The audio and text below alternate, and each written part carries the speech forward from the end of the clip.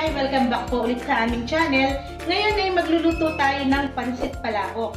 Yung pansit palabok po natin ay pwede natin siyang pangnegosyo.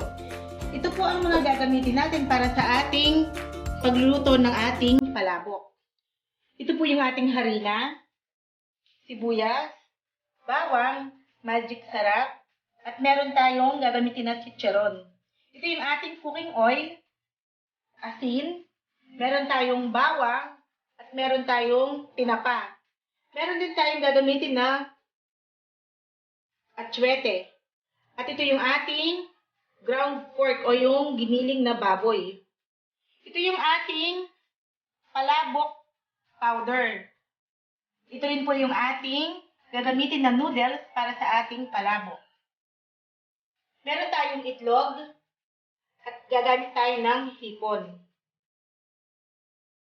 Yan po yung ating pinaghimayan ng ating tinapa. Mamaya lalagyan ko siya ng tubig para makuha ko yung kanyang lasa. Ngayon po mag-umpisa na tayo sa pagluto ng ating palabok sauce. Una po maglalagay tayo ng cooking oil sa ating kawali.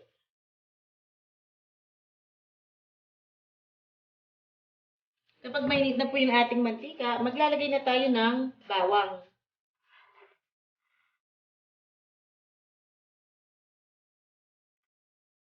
Mainit na po yung ating mantika, maglagay na tayo ng bawang.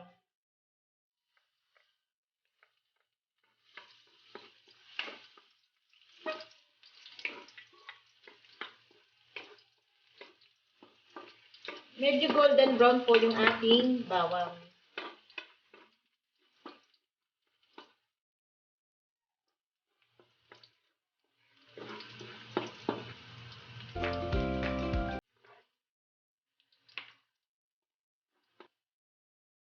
Ngayon po, maglalagay na tayo ng sibuyas.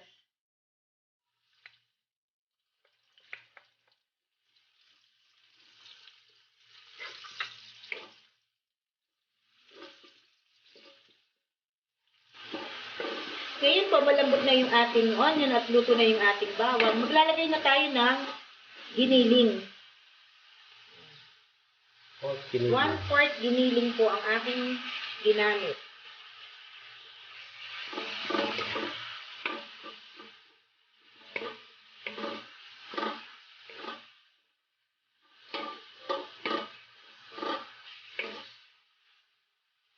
Ngayon po, ilalagay natin yung pinaghimayan ng ating tinapa. Ayan. Para lumambot ng gusto yung ating giniling.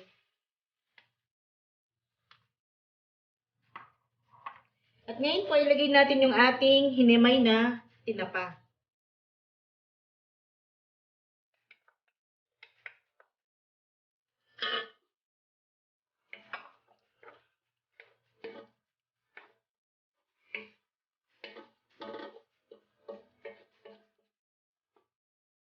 Ngayon po, pakuluin natin yung ating ginisa at para lumambot yung ating giniling. Hintayin natin siya lumambot para maglagay na tayo ng iba pang sangkap.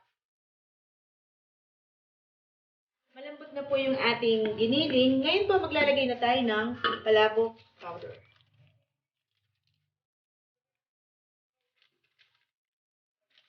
After po ng palabok powder, mag-a-add tayo ulit ng tubig.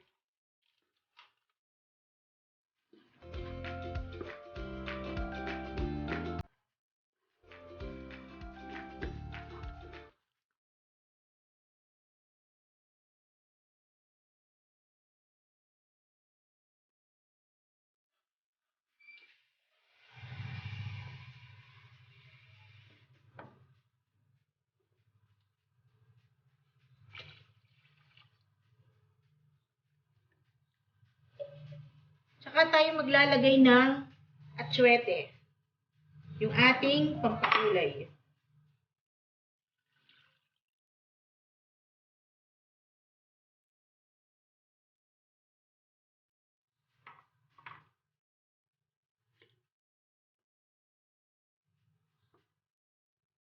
Ngayon po ay kumukulo na yung ating sauce. Ngayon maglalagay tayo ng Maggi Magic Sarap. Maglalagay po tayo ng rock salt.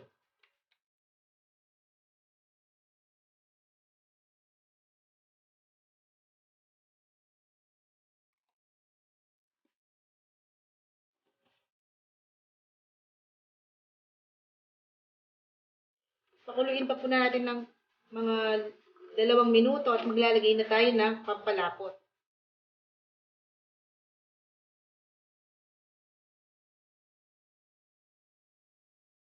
Ngayon po, maglalagay na tayo ng pampalapot.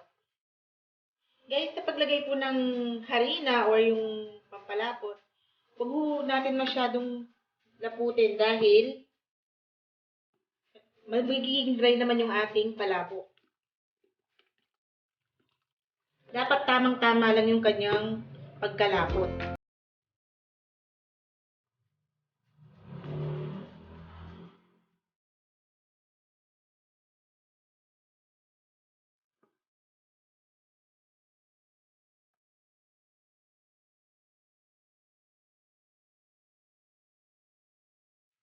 Ayan.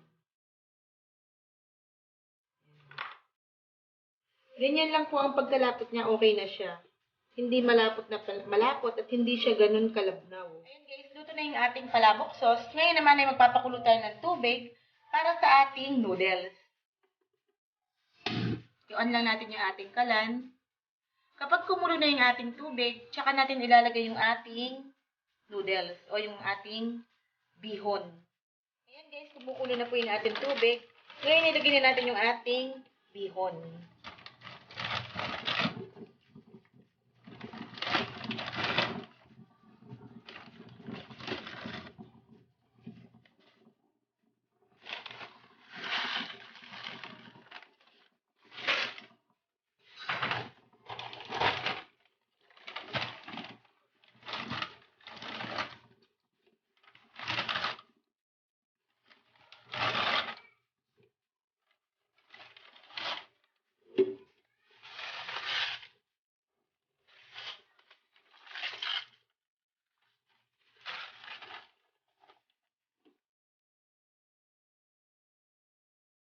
Ayan guys, nailagay ko na po yung ating noodles o yung ating bihon.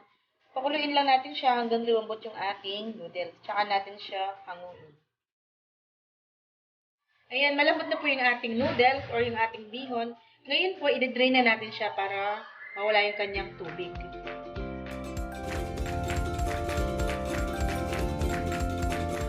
Tingnan natin yung ating palabok sauce at yung ating bihon.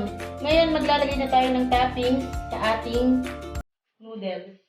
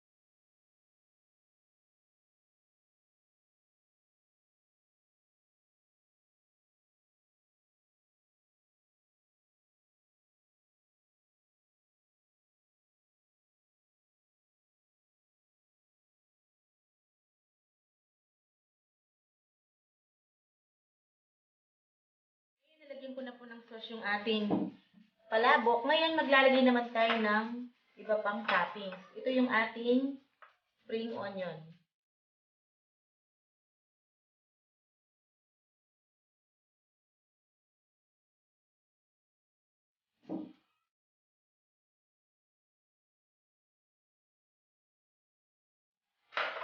Ito yung ating garlic flakes.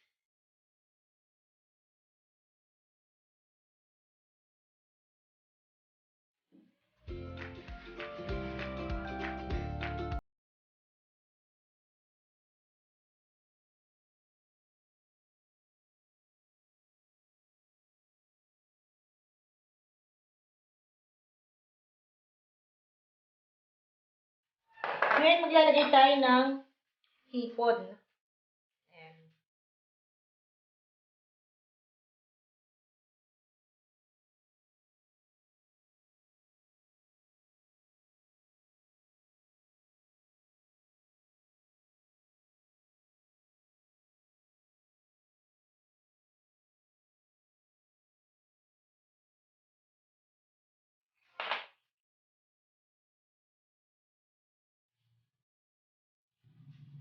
Ngayon maglalagay tayo ng itlog.